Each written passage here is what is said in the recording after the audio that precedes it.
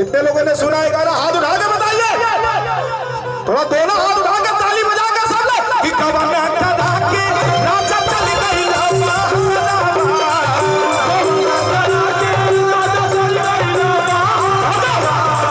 आई बना त चल जाई महमहु नहीं हारा आई बना त चल जाई महमहु नहीं हारा कवन कदा के राजा चली गई लावा आई बना त चल जाई महमहु नहीं हारा। वाह, हम भी आ जाए क्या वहां पे डांस करने?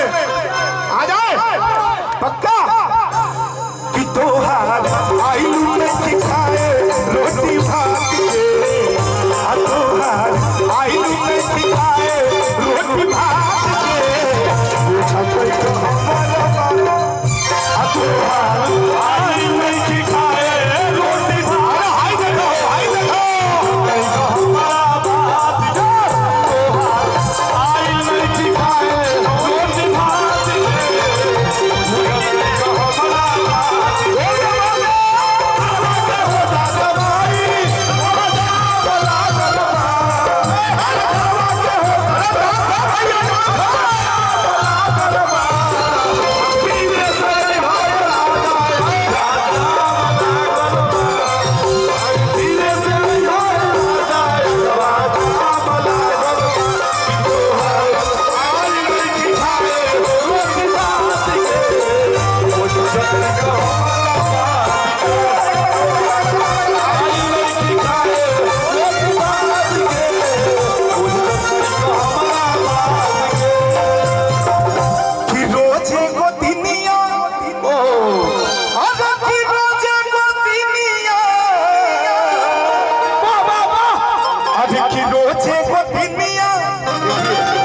इनको देखिए भाई, इनको देख लीजिए आप लोग, थोड़ा इनका पगड़ी बांध दीजिए, कोई इनका कोई पगड़ी बांधिए, पगड़ी।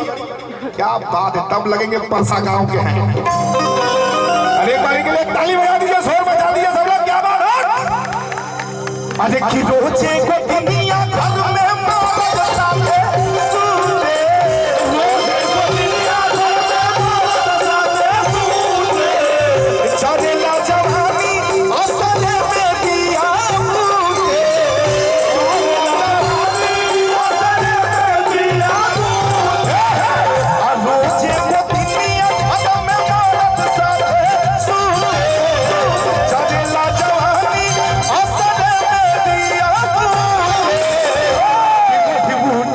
रोइला से जरिया पर रात के, अब रोइला से जरिया पर रात के, पूछते तो हमारा बाप के तोहार आई नहीं खिखाए रोटी भात के, पूछते तो हमारा तोहार आई नहीं खिखाए रोटी भात के।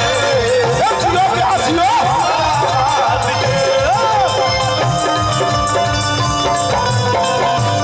क्या बात है, क्या बात है? भैया चमचमा रहा है थोड़ा।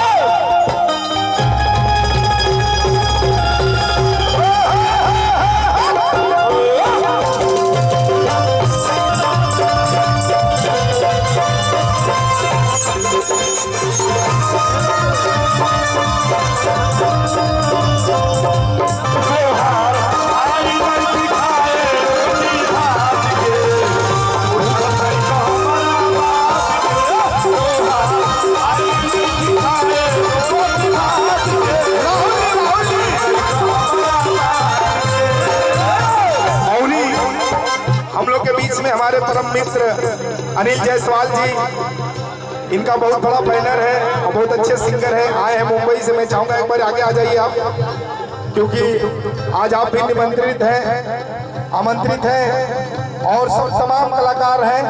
भैया लोग इनके लिए जोरदार ताली बजा दीजिए। और बहुत ही अच्छे सिंगर, इनका गाना भी आया।